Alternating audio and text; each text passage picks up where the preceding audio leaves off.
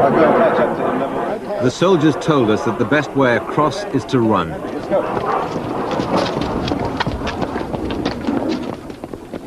This is the least dangerous way over the River Neretva. A stroll across here used to be recommended in all the tourist guides.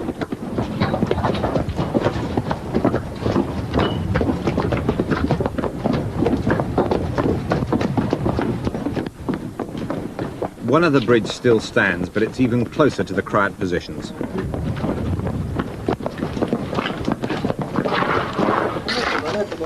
Croatian front line.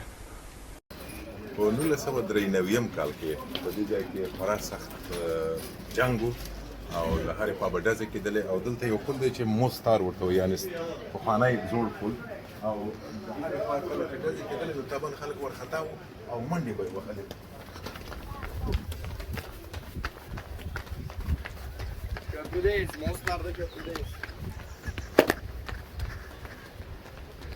بس بس